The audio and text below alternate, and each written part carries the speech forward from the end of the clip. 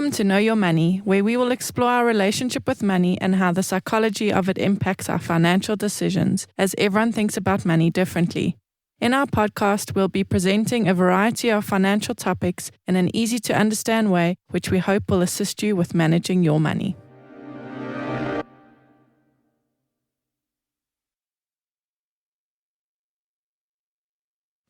Hello, everybody. Welcome to Know Your Money.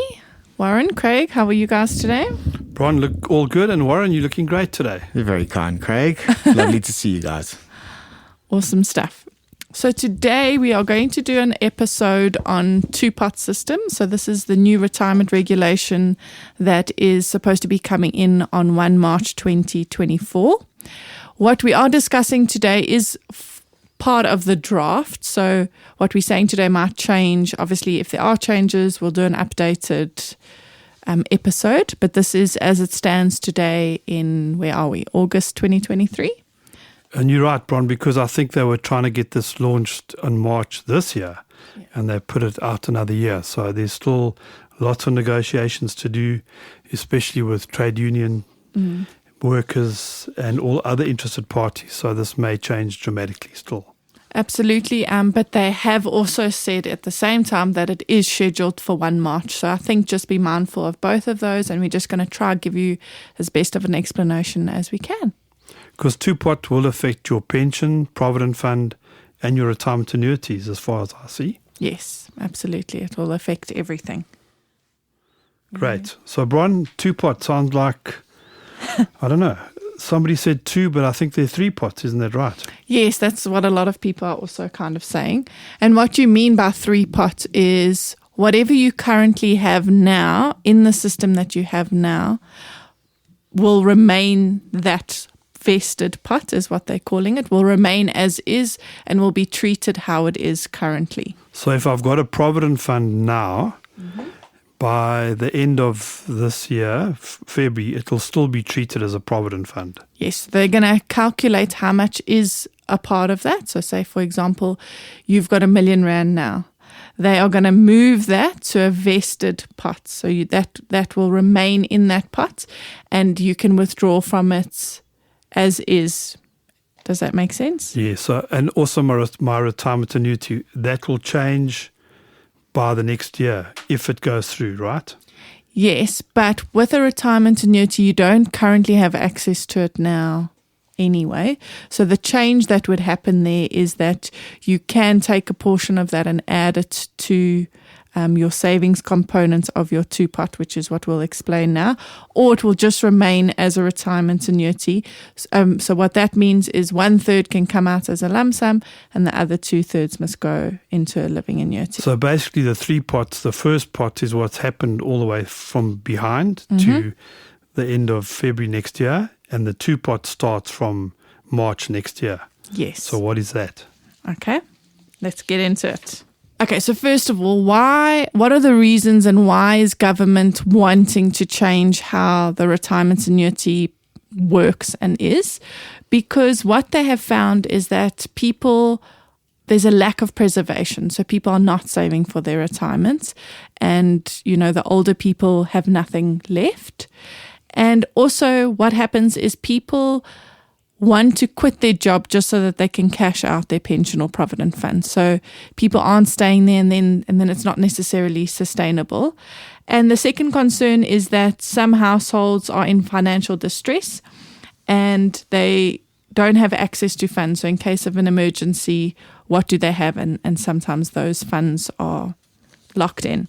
So what they've decided to do is the two pots, and the one pot is called the savings component. So this is 1/3, and it can be withdrawn before retirement.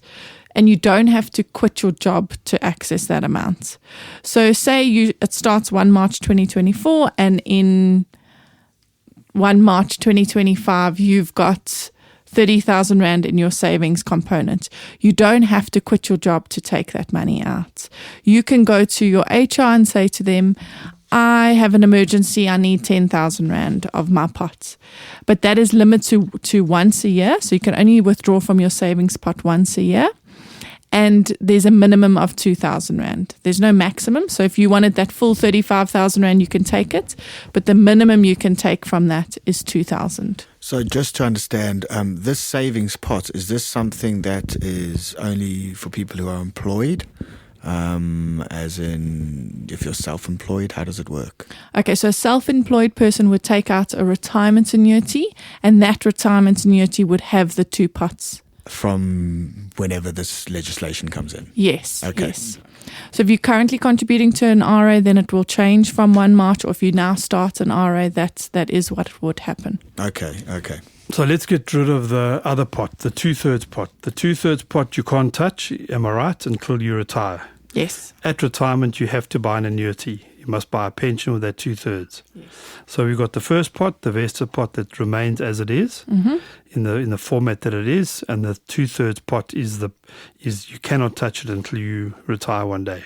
Yes, absolutely. Okay, now we've got the third one, which is like an emergency savings pool that you can draw out of, but how do you start that? Because now you start the new year and you won't have anything in that pool. Okay, so what they have said is you can add seeded capital. So seed capital means in your vested pot, so before 1 March, you have got R1 million in there, okay? You can take up to 10% of that, so whatever your pot is, and that's the maximum that it can be is 25,000 Rand. So if there was R1 million in there, 10% of that would be 100,000 Rand. The maximum you can add to your initial savings pot is 25,000 Rand.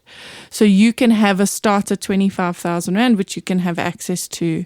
Does that make sense? That's the maximum 25 you can. Yes, okay. Or 10%, whichever is the lesser. Yeah, that makes sense, yeah. Okay. And then you can draw it for any reason.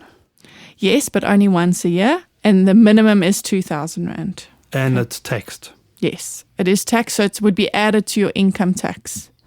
So that's added as if now you earned an extra 25,000 Rand in that year, so you'd be taxed depending on how much you earn yourself. Does that make sense?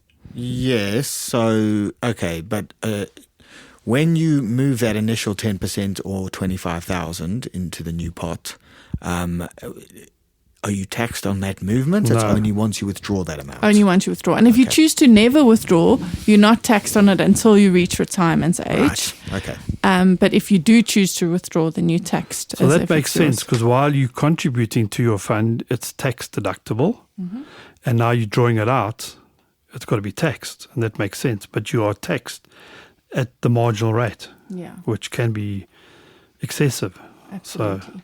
So, and I think what they're doing is they're trying to mitigate what's going to happen. I don't know if that's the right word, but with the unions, that they're going to say, okay, but now I don't have access to any of my money. They're trying to still make sure that you do have access if there is something and there is an emergency. But it's got to be an emergency, a real catastrophe in your life to draw the money out. You can't just be drawing it out. I mean, financially. That's what we say. I mean, I'm sure legislation will potentially give a reason for it. I don't know. We're going to have to wait and see what happens there, I guess. I mean, our advice is not to do any of this. Yeah. Like if you need a new couch, don't go use your retirement money for it. Well, you shouldn't use it for anything. So, I mean, our advice would be to try and keep all this money and don't use any of it. Don't draw money out of your fund because you're going to pay tax and it's going to reduce your end result.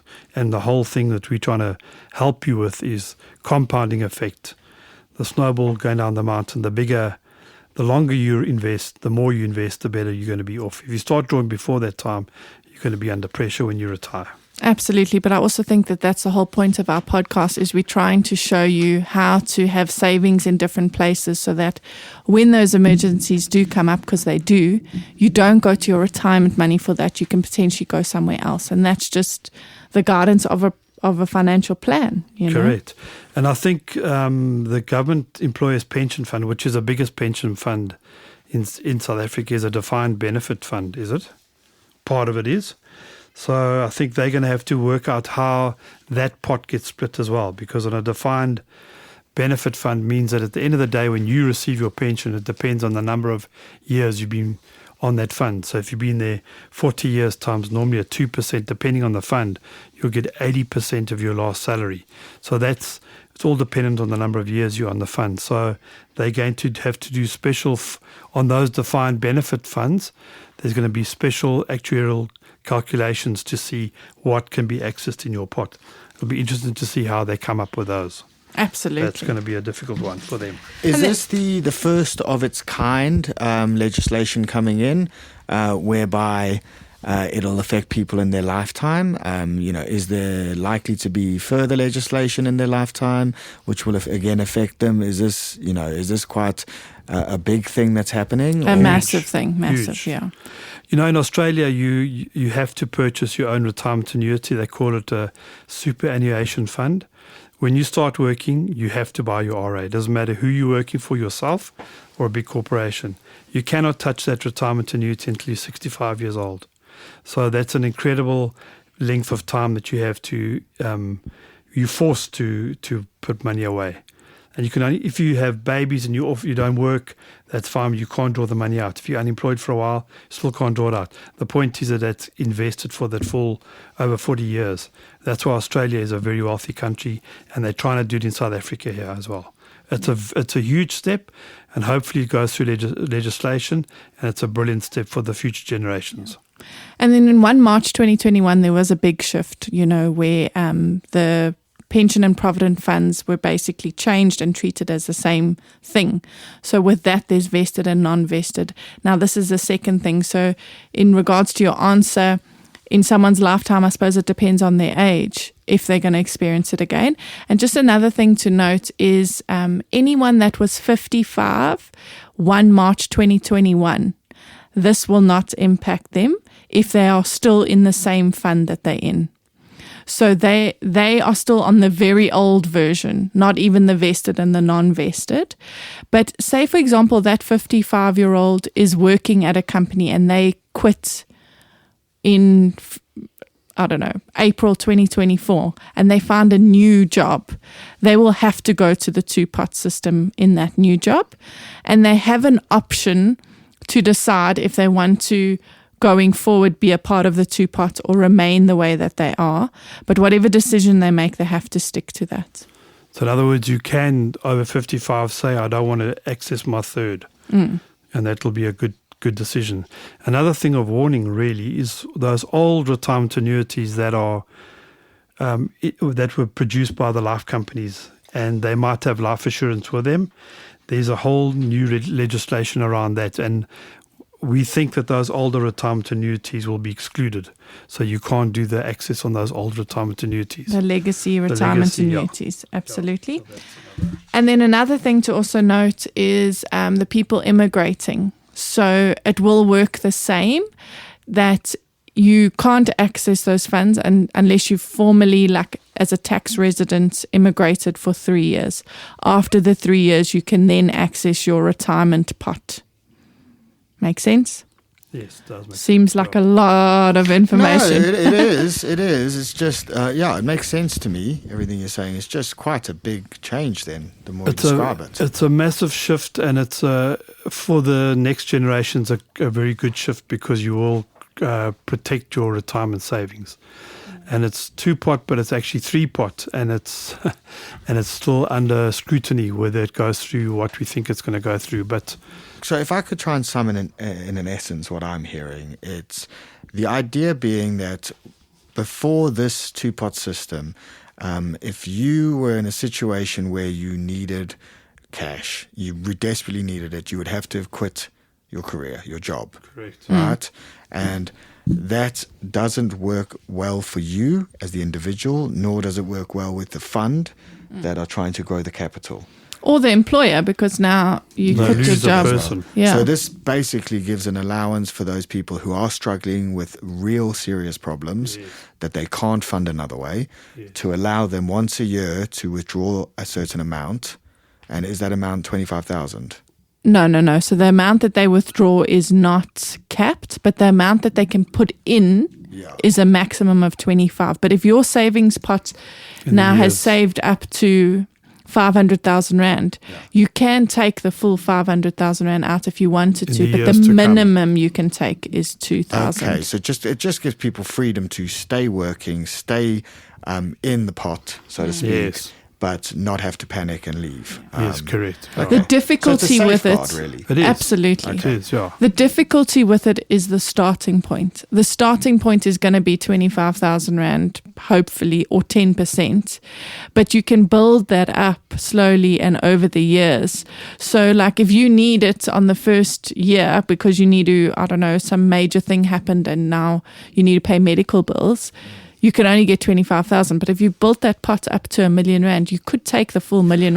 Okay, so the 25,000 as it stands is what they're saying your annual allowance to put into the pot. No. You're starting. Your So- seed capital. So you Okay. can take it from what you've currently got and and then put it after in. that, what Then would you be after allowed? that, 1/3 of your contributions. Right, okay. So let's say your contributions are 1.5 every month into an RA. Yes. 500 Rand is going to go into your savings component, okay. and 1,000 Rand is going to go into the other Okay, side, all right. and then that will build up.